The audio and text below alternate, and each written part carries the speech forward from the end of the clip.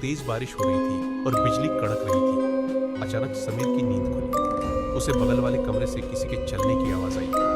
खिच खिच खिच, जैसे कोई भारी जंजीर फर्श पर घसीट रहा हो। समीर को लगा शायद कोई दूसरा मुसाफिर आया होगा, लेकिन तभी उसके कमरे की दीवार पर जोर जोर से दस्तक, नॉक होने लगी। आवाज इतनी तेज थी कि पूरा कमरा गूंज उठा। समीर उठा और दीवार के पास जाकर बोला, कौन है, क्या चाहिए? उधर से कोई जवाब नहीं आया, बस खामोशी छा गई। जैसे ही समीर वापस बिस्तर पर लेटा, उसे महसूस हुआ कि उसके कमरे की ठंडक अचानक बहुत बढ़ गई है। उसे अपने गले पर किसी की ठंडी सांसें महसूस हुई। उसने घबराकर टॉर्च जलाई, पर वहां कोई नहीं था।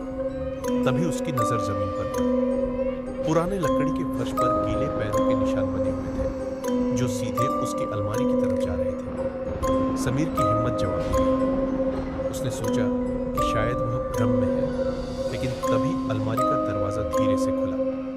छू, अंदर से एक सड़ी हुई बदबू आने लगी, जैसे कोई चीज हफ्तों से वहां पड़ी हो।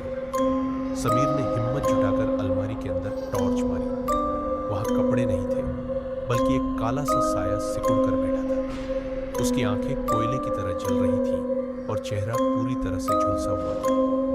वह साया धीरे धीरे अलमारी से बाहर निकला और रेंगते हुए समीर की तरफ बढ़ने लगा। समीर चिल्लाते हुए कमरे से बाहर भागा और सीधे नीचे चौकीदार के पास पहुंचा।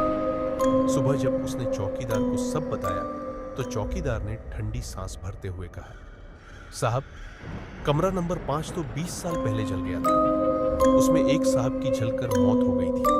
उनकी लाश कभी नहीं मिली। शायद वो आज भी अपनी अलमारी में अपना सामान ढूंढते हैं। समीर ने उसी वक्त अपना बैग पैक किया और वहां से निकल गया। कहते हैं, आज भी उस डाक बंगले के कमरा नंबर 4 की अलमारी रात को अपने आप खुल जाती है। क्या आपको महसूस हुआ कि आपके पीछे भी कोई खड़ा है? अगर आप चाहें तो मैं इस कहानी के उस साये की एक डरावनी